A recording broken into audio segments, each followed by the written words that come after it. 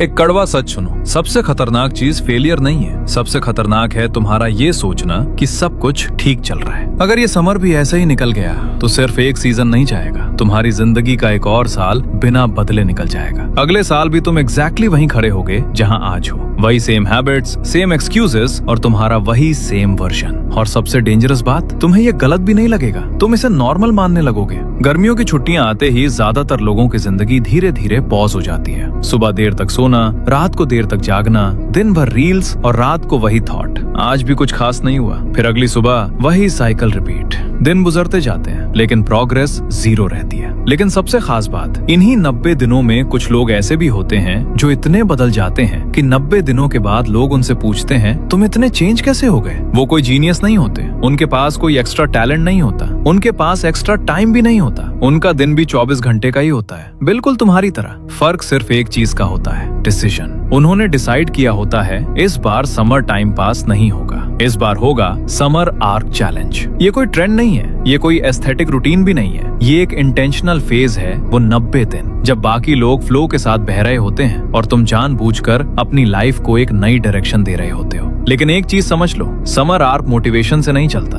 क्योंकि motivation temporary होता है, आज है कल नहीं। इसे चलाता है एक स्ट्रॉन्ग सिस्टम, क्लियर स्ट्रक्चर और डेली डिसिप्लिन। और आज मैं तुम्हें 7 ऐसे प्रिंसिपल्स बताऊंगा जो इन 90 दिनों को पूरी तरह बदल सकते हैं। और याद रखो, 6th और 7th रूल सबसे ज्यादा पावरफुल है, उन्हें बिल्कुल भी मिस मत करना। Number 1, define your summer identity. गर्मियां शुरू होने से पहले ज्यादातर लोग एक लंबी लिस्ट बनाते हैं, ये करूंगा, वो करूंगा, ये पढ़ूंगा, ये सीखूंगा, और 2 हफ्तों में वो लिस्ट कहीं गुम हो जाती है। क्यों? क्योंकि उन्होंने गोल सेट किया था, आइडेंटिटी नहीं। गोल्स तुम्हें एक फिनिश लाइन देते हैं, लेकिन आइडेंटिटी तुम्हें एक डायरेक्शन देती है। फर्क समझो, मुझे फिट होना है, ये गोल है। मैं वो इंसान हूँ जो रोज अपनी बॉडी मूव करता है, ये आइडेंटिटी है। मुझे अपनी रैंक इंप्रूव करनी है, ये गोल है। मैं वो स्टूडेंट हूँ जो डेली डीप स्टडी करता है, ये आइडेंटिटी है। जब तुम्हारी आइडेंटिटी क्लियर होती है तो डिसीजन लेना आसान हो जाता है, क्योंकि हर बार तुम्हें सोचना नहीं पड़ता कि क्या करना है, तुम्हें पहले से पता होता है कि वो इंसान क्या करता है और फिर तुम वही करते हो। इसलिए आज खुद से बस एक सवाल पूछो,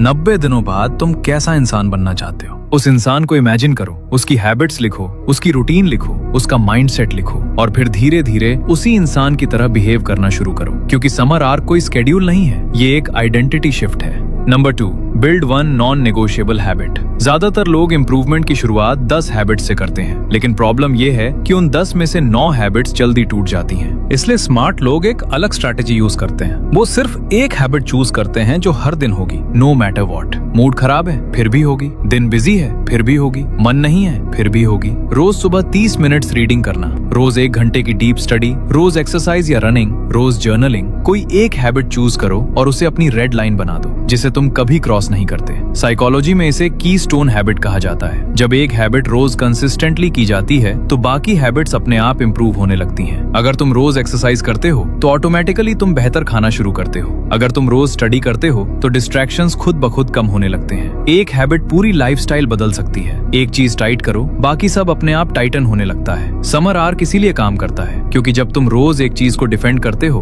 तो तुम्हारे अंदर एक बिलीफ बिल्ड होता है, मैं वो इंसान हूँ जो बोलता है वो करता है, अपनी कमिटमेंट रखता है, और यही बिलीफ बाकी सब बदल देता है। Number 3, break the infinite time illusion. Summer का सबसे बड़ा दुश्मन कोई एग्जाम नहीं है, कोई डिस्ट्रैक्शन नहीं है, कोई और नहीं है। समर का सबसे बड़ा दुश्मन है ये फीलिंग कि अभी तो पूरी समर पड़ी है, कल से करूंगा, अगले हफ्ते से स्टार्ट करूंगा, जून से सीरियसली लूंगा।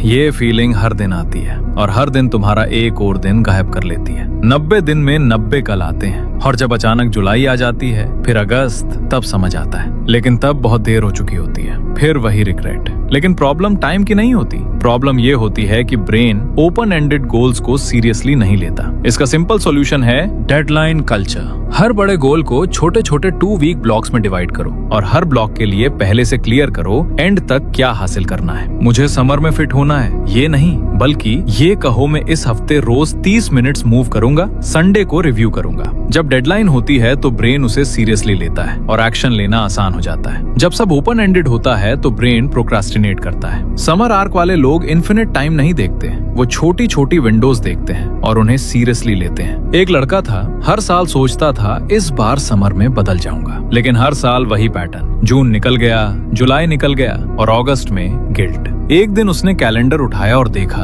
उसकी लाइफ के 5 समर्स ऐसे ही निकल चुके थे। उस दिन उसे एक चीज समझ आई, प्रॉब्लम टाइम की नहीं थी, प्रॉब्लम ये थी कि उसने कभी डिसाइड ही नहीं किया था कि उसे क्या बनना है। Number 4, protect your peak energy. Summer में एक और ट्रैप है जिसमें ज्यादातर लोग बिना समझे फंस जाते हैं। वो कहते हैं कि उनके पास टाइम नहीं है, लेकिन सच ये है प्रॉब्लम टाइम की नहीं होती, प्रॉब्लम एनर्जी की होती है। वो पूरे दिन 10 घंटे फ्री रहते हैं, लेकिन एक्चुअल में काम सिर्फ 1 से 2 घंटे ही करते हैं। क्यों? क्योंकि वो टाइम मैनेज करते हैं, एनर्जी नहीं। याद रखो, सिर्फ टाइम मैनेज करना काफी नहीं है, एनर्जी मैनेज करना जरूरी है। तुम्हारे पास हर दिन 2 से 3 घंटे ऐसे होते हैं जब तुम्हारा दिमाग सबसे ज्यादा शार्प, फोकस्ड और क्रिएटिव होता है। ज्यादातर लोग उन घंटों में रील्स देखते हैं और जब सीरियस काम का टाइम आता है ब्रेन पहले ही ड्रेन हो चुका होता है। इसलिए एक सिंपल रूल फॉलो करो, पहले 2 से 3 घंटे अपने गोल्स को दो। कोई सोशल मीडिया नहीं, कोई व्हाट्सएप नहीं, सारी डिस्ट्रैक्शंस बंद। सिर्फ उस काम पर फोकस करो जो तुम्हारे समर आर्क के लिए सबसे ज्यादा मैटर करता है, जो तुम्हारे फ्यूचर को सबसे ज्यादा इम्पैक्ट करेगा। बाकी सब बाद में, क्योंकि जो लोग अपना पीक टाइम प्रोटेक्ट करते हैं वो कम टाइम में उतना हासिल कर लेते हैं जितना बाकी लोग पूरे साल में भी नहीं कर पाते।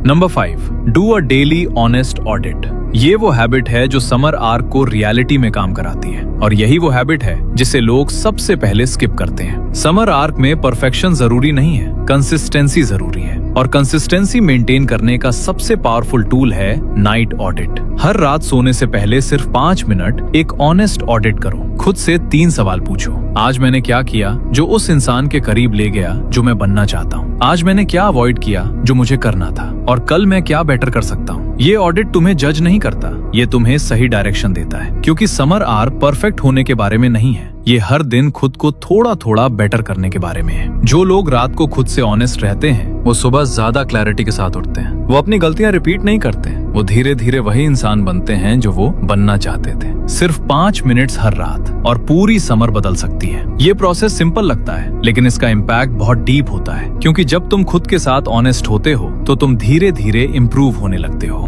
Number 6, control your environment.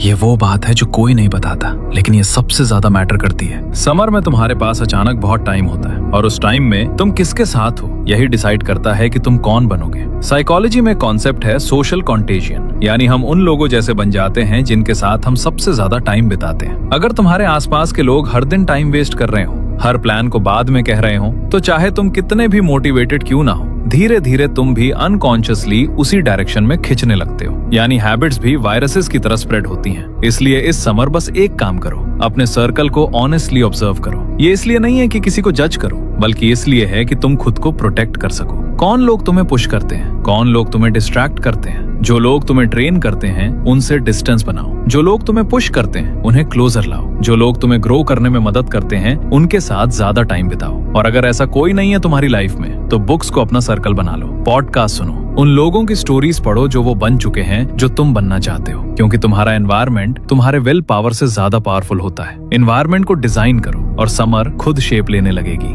Number 7, write a letter to your future self. ये सुनने में सिंपल लगेगा, लेकिन ये साइकोलॉजिकली सबसे पावरफुल एक्सरसाइज है जो तुम इस समर कर सकते हो। आज अभी एक लेटर लिखो 90 डेज बाद वाले तुमको। उसमें लिखो इस समर तुमने क्या किया, कौन सी हैबिट्स बिल्ड की, कहाँ स्ट्रगल किया और कैसे वापस आए, और 90 दिनों के बाद तुम कैसा फील कर रहे हो। ये लेटर झूठ नहीं बोलता, ये तुम्हें रोज याद दिलाता है कि तुमने खुद से एक प्रॉमिस किया था। रिसर्च बताती है कि जब हम अपने फ्यूचर सेल्फ को क्लियरली इमेजिन करते हैं तो हमारे प्रेजेंट डिसीजंस ऑटोमेटिकली बेटर होने लगते हैं, क्योंकि तब तुम सिर्फ आज के कंफर्ट के बारे में नहीं सोचते, तुम उस इंसान के बारे में सोचते हो जो तुम बनने वाले हो। वो लेटर लिखो, उसे कहीं सेफ रखो और 90 दिनों के बाद उसे खोल कर पढ़ो। उस दिन तुम्हें पता चलेगा समर आर्क सिर्फ 90 दिन नहीं था, वो तुम्हारी पूरी जिंदगी का एक टर्निंग पॉइंट था। अब एक आखिरी बात ध्यान से सुनो, समर आर्क कोई ट्रेंड नहीं है, ये एक चॉइस है। ये चॉइस है जब सब सो रहे हो तब तुम जागोगे, जब सब फ्लो के साथ बह रहे होंगे तुम कंट्रोल में होगे, जब सब इंतजार कर रहे होंगे तुम एक्शन ले रहे होगे।